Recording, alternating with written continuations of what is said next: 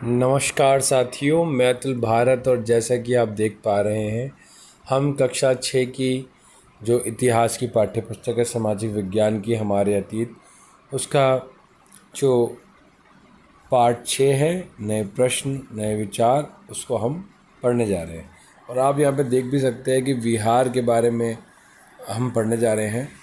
हमने इस पार्ट में पहले बौद्ध धर्म, जैन धर्म, उपनिषदों के बारे में पढ़ा, क्योंकि बुद्ध की कहानी के बारे में हम बात कर रहे थे। हमारे बहुत पुराने इतिहास की बात करता है, 2500 साल पहले तक के इतिहास की बात करता है, जिसमें हम ये चीज़ देखते हैं कि किस प्रकार से हमारे समाज में धर्म ने किस प्रकार से समानता व्यवहार के अंदर एक अच्छी चीज़ों को वह लेके आए। तो इस वीडियो में हम ये पढ़ेंगे। और हमने संघ के बारे में पढ़ा था कि संघ में प्रवेश लेने वालों में ब्राह्मण होते थे, क्षत्रिय, व्यापारी, मजदूर, नाई, गणिक, गाय तथा दास भी शामिल थे। और बौद्ध के शिक्षाओं के विषय में लिखा था इन सब लोगों ने, ठीक है। और अपने जीवन के विषय में भी सुंदर कविताओं की रचना करी थी। और हमने ये देखा था कि जो जगह थी, आज भी जहाँ पे जगहें हैं जहाँ पे भिक्षुक जो थे वह शरण स्थल में रहते थे, वो गुफाएं हुआ करती थी। और बड़े बड़े पहाड़ों के अंदर काट काट के गुफाएं बनाते थे। और इसके जो साक्ष्य हैं भारत के अंदर कई जगह पे मिलते हैं।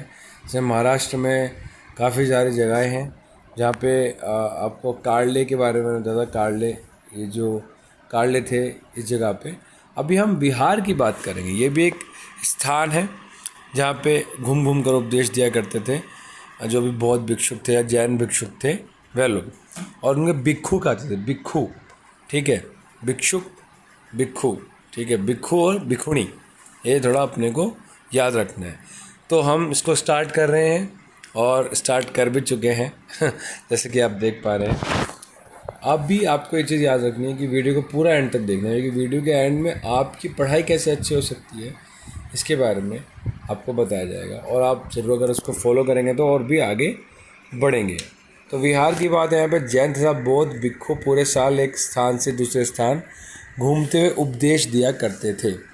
केवल वर्षा ऋतु में, बारिश के समय में, जब यात्रा करना कठिन हो जाता था, यात्रा आपको पता ही है, सफ़र, तो जब बारिश के टाइम पे पानी बहुत ज़्यादा हुआ करता था और सफ़र मुश्किल होता था, तो वह एक स्थान पर निवास करते थे, मतलब एक स्थान पर रहते थे। निवास करना मतलब रहना।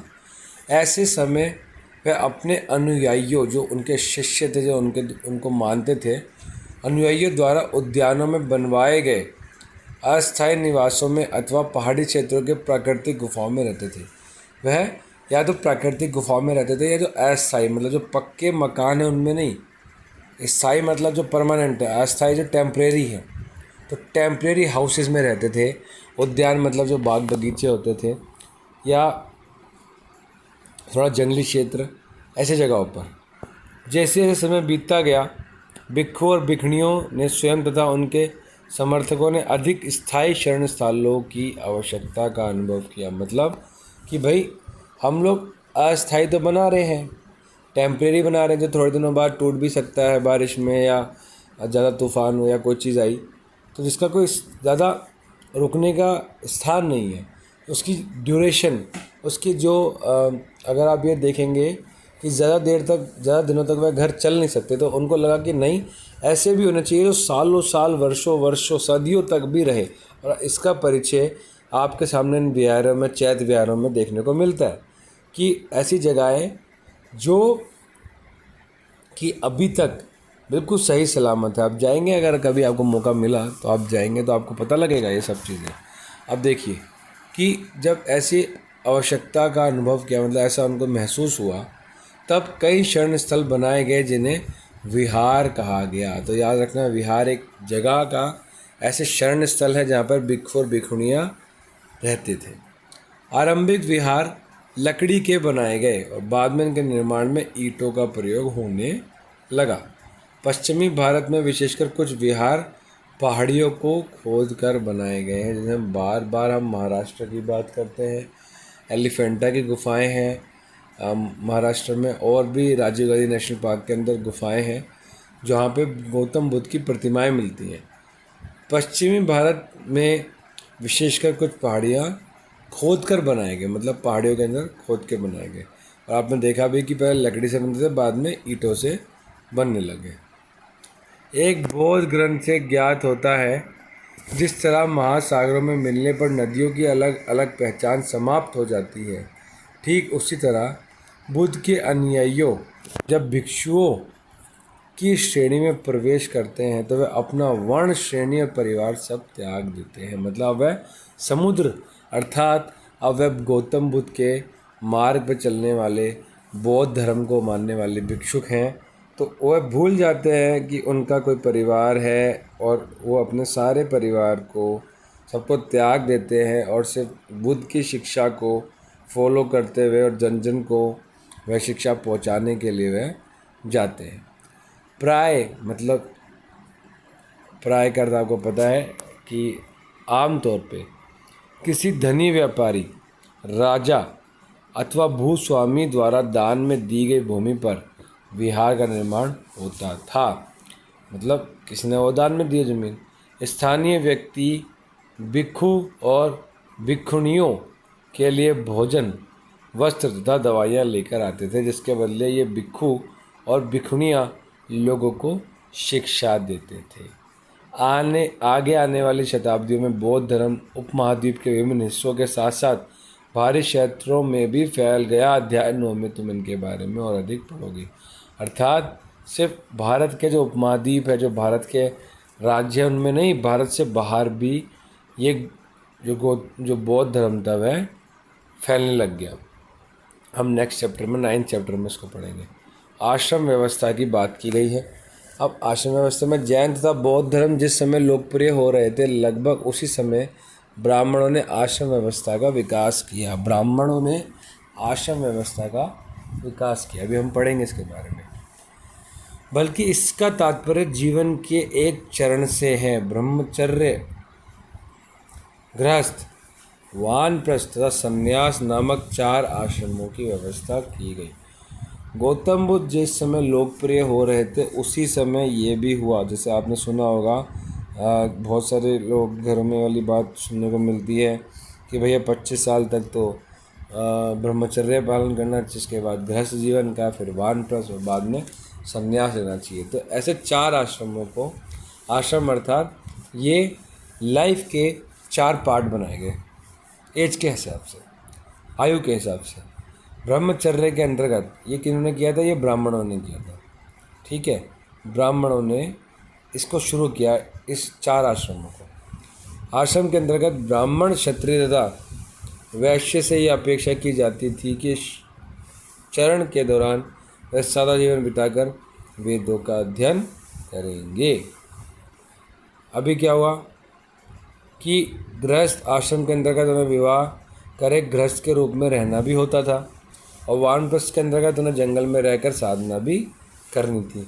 अंततः उन्हें सब कुछ त्याग कर सन्यासी बन जाना था। आश्रम व्यवस्था ने लोगों को अपने जीवन का कुछ हिस्सा ध्यान में लगाने पर बल दिया। प्राय स्त्रियों को वेद पढ़ने की अनुमति नहीं थी। उस समय स्त्रियों को वेद, उपनिषद पढ़ने की अनुमति नहीं थी और उन्हें अपने पतियों द्वारा पालन किए जाने वाले आश्रमों का ही अनुसरण करना होता था। अर्थात जब शादी हो गई, गृहस्थ जीवन में आ गए, तो भैया पति के साथ रहना है। जब वह वानप्रस्थ के लिए जंगल में गए ज्ञान अर्जित करने के लिए, तो उस समय घर गृहस्थी को देखना है बिना अपने पति के उपस्थिति में। और जब वे संन्यास लेंगे उसके बाद भी वे अपने घर पे ही स्त्रियाँ रहेंगी और अपने परिवार का ध्यान रखेंगी। जो बच्चे हैं, जो बड़े हैं, उन सब का, जिस प्रकार से आज भी आपके घरों में आप देखते हैं अपनी मम्मी को, अपनी माताओं को, अपनी बहनों को, बड़ी बहनों को या भाभीयों को, जो भी हमारी पूजनीय हैं, जो हमारी आदरणीय स्त्रियां हैं, वह सभी लोगों को। संघ के जीवन से आश्रमों की यह व्यवस्था किस तरह भिन्न थी या किन कारणों का उल्लेख हुआ है? क्या सभी 4 वर्णों को यह आश्रम व्यवस्था अपनाने की अनुमति थी? तो आपने यहाँ पे देखा 4, आपको पता 4 वर्ण जितने ब्राह्मण, क्षत्रिय, वैश्य और शूद्र। तो यहाँ पे शूद्र की बात नहीं की गई है जैसा दिखाया गया। ठीक है, तो आपको एक तो प्रश्न मिल गया। बाकी 2 में आपको पुराने वाली वीडियोस से देखना है, उसके लिंक डिस्क्रिप्शन बॉक्स में हमको मिल जाएंगे। प्लेलिस्ट भी मिल जाएगी, आप उसमें देख लोगे तो आपको उत्तर भी मिल जाएगा। अन्यत्र अन्यत्र एटलस में ईरान ढूंढो। जरतुस्त्र एक ईरानी पैगंबर थे। एटलस में पहले आप ईरान ढूंढना, ईरान कहाँ पे, ठीक है। और ईरान की सीमा भारत से लगती नहीं लगती है, ये चीज़ आप मुझे कमेंट बॉक्स में बताएंगे। जरत जर जरतुस्त्र एक ईरानी पैगंबर थे। उनकी शिक्षाओं का संकलन जैन अवेस्ता नामक एक ग्रंथ में मिलता है। जैन अवेस्ता की भाषा तथा इसमें वर्णित रीति रिवाज वेदों की भाषा और रीति रिवाजों में काफ़ी मिलते जुलते हैं। अर्थात जो वेदों की भाषा या रीति रिवाज है, सेम जरतुस्त्र जो ईरानी पैगंबर थे उनकी जो बुक थी जैन अवेस्ता, उसमें भी बिल्कुल ऐसा लगता है कि ये एक जैसे हैं, मिलते जुलते हैं। जरतुस्त्र की मूल शिक्षा का सूत्र है सद्विचार, मतलब अच्छे विचार, सत्य विचार, सद्वचन, सत्य बोलना, सद्कार्य, सही कार्य, सत्कार्य, अच्छे कार्य। हे ईश्वर, बल सत्य प्रधानता एवं सद्विचार प्रदान कीजिए, जिनके जरिए हम शांति बना सकें। तो आप ये प्रार्थना भी करेंगे तो आपको यही चीज़ मिलेगी कि हमें गुण दीजिए जिससे हम शांति स्थापित कर सकें संसार के अंदर। 1000 से अधिक वर्षों तथा 1000 से भी ज़्यादा वर्षों तक जरतुस्त्रवाद ईरान का एक प्रमुख धर्म रहा। बाद में कुछ जरतुस्त्रवादी ईरान से आकर गुजरात और महाराष्ट्र के तटीय नगरों में बस गए। वे लोग ही आज के पारसियों के पूर्वज हैं, अर्थात वही पारसी थे। वे लोग ही आज के पारसियों के पूर्वज हैं। कौन से? जरतुस्त्रवाद, ईरान से, ठीक है। तो याद रखना, ये इम्पोर्टेंट है। उपयोगी शब्द त्रह, तृष्णा, प्राकृत, आत्मा, ब्रह्म, उपनिषद, जैन, अहिंसा, भिक्षु संघ, विहार और आश्रम। और कल्पना करो कि तुम लोग 2500 वर्ष पूर्व, 2500 वर्ष पूर्व एक उपदेशक को सुनने जाना चाहती हो। वहाँ जाने की अनुमति लेने के लिए तुम अपने माता पिता को कैसे सहमत करोगे, इसका वर्णन कीजिए। तो आपको कल्पना करनी है और बताना है। यहाँ पे चैप्टर जो है बिल्कुल ख़त्म हो चुका, लेकिन रुक जाइए, अभी वीडियो स्किप नहीं कीजिए। आगे मैं आपको बता रहा हूँ इम्पोर्टेंट चीज़ जिससे आपकी पढ़ाई अच्छी होगी, कि सहज योग ध्यान। आपने बहुत लोग जो पहले भी देख रहे हैं इस वीडियो को, वह भी जानते हैं कि हम इसके बारे में बताते हैं, जिससे आपका ध्यान के माध्यम से, मेडिटेशन के माध्यम से आपकी पढ़ाई अच्छी हो जाती है। लेकिन आपको ये चीज़ याद रखना है कि आपको ध्यान करना है डेली। जैसे हम खाना खाते हैं ऐसे ध्यान भी करना है, ठीक है। उससे आपकी कंसंट्रेशन पावर, आपकी मेमोरी पावर, आपके अंदर जो आत्मविश्वास है वो बढ़ेगा। किस प्रकार से सहयोग करते हैं, क्या इसकी विधि है, इसकी सारी जानकारी आपको डिस्क्रिप्शन बॉक्स में मिल जाएगी। आप स्क्रीन पे भी देख पा रहे हैं, वेबसाइट है। तो आप जहाँ पे भी है मोबाइल से आप इसको देख सकते हैं। सुबह और शाम आप ज़रूर इसको अटेंड कीजिए, इन सेशंस को। कुछ लिंक्स मैं प्रोवाइड करूँगा पूरी प्लेलिस्ट के, उससे ज़रूर आपके जीवन को बहुत बेहतर शक्ति मिलेगी, विकास मिलेगा और आप बहुत आगे बढ़ जाओगे। तो यही हमारी कामना है कि जीवन में आप सब लोग आगे बढ़ो, अच्छे से पढ़ाई करो और साथ ही साथ जो आपके साथी है उनको भी आप सपोर्ट करो। जैसे आप इस वीडियो को उनको पहुंचाओगे तो वो देखेंगे, थोड़ा पढ़ाई में उनको हेल्प होएगी। सहयोग करेंगे तो उनको सहयोग के द्वारा उनके घर में जो भी प्रॉब्लम है, शारीरिक मानसिक, वह सब कुछ ठीक हो जाएगी। तो ये वीडियो यहीं तक थी। आपने इतने धैर्य से वीडियो देखी है, एंड तक यहाँ पे रहे, आप सबका बहुत बहुत आभार है।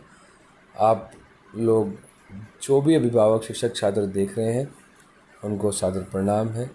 जल्दी मिलेंगे नेक्स्ट वीडियो में। चैनल को सब्सक्राइब कीजिए, लाइक कीजिए, कमेंट कीजिए, जो भी आपको अच्छा लगता है वो बताइए और ज़्यादा से ज़्यादा लोगों तक शेयर कीजिए। नए वीडियो में मिलेंगे, अपना ध्यान रखिए। तब तक ले जय हिंद, जय भारत। स्वस्थ रहिए, मस्त रहिए, पढ़ते रहिए।